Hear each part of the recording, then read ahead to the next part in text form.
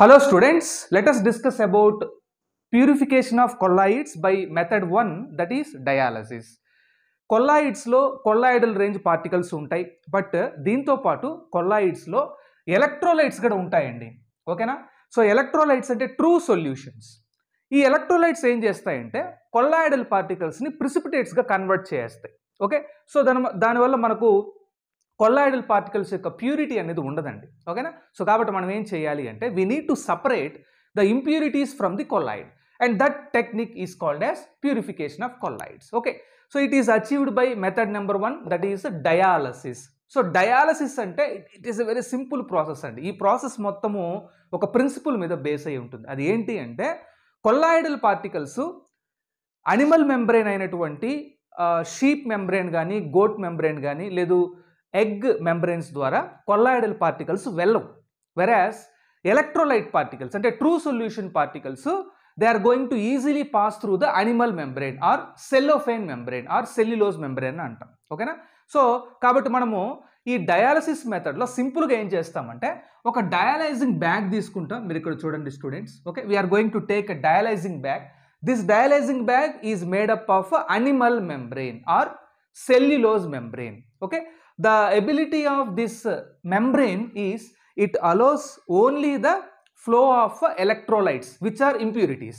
It does not allows the flow of colloidal solutions. Okay నండి, ఎందుకంటే animal membrane ఈ dialysing bag made అయినటువంటి animal membrane యొక్క size pour size ఏ పార్టికల్స్ని అలో చేస్తుంది అంటే ఎలక్ట్రోలైట్ పార్టికల్స్ని అలో చేస్తుంది, అంటే ఇంప్యూరిటీ పార్టికల్స్. కొల్లాయిడల్ పార్టికల్స్ కొద్దిగా సైజ్ కొద్దిగా లార్జ్గా ఉంటాయి కాబట్టి ఎలక్ట్రోలైట్ పార్టికల్స్ కంటే అంటే ఇంప్యూరిటీస్ పార్టికల్స్ కంటే ఆ పార్టికల్స్ కొల్లాయిడల్ పార్టికల్స్ ఈ డయాలైజింగ్ బ్యాగ్ ద్వారా move కాలేవు.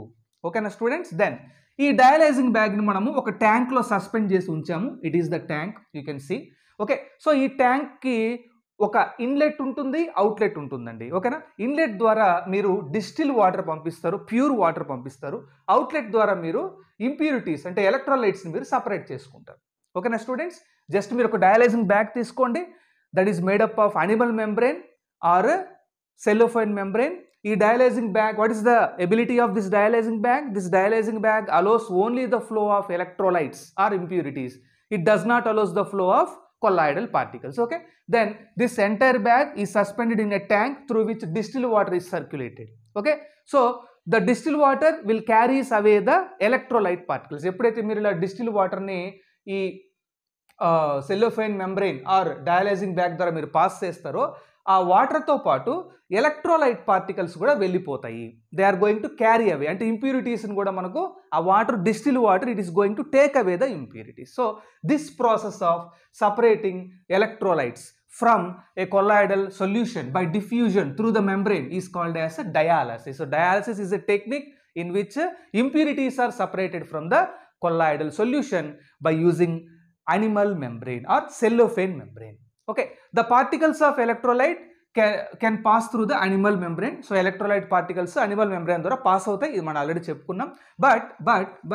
but the particles of colloids having large size that does not pass through the parchment membrane. So ఈ animal membrane or cellophane bag ద్వారా colloidal particles allow కావు because they are having large size.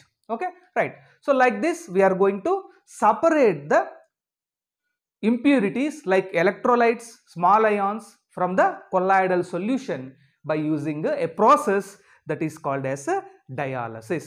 Okay students, so that's about this video. Thank you.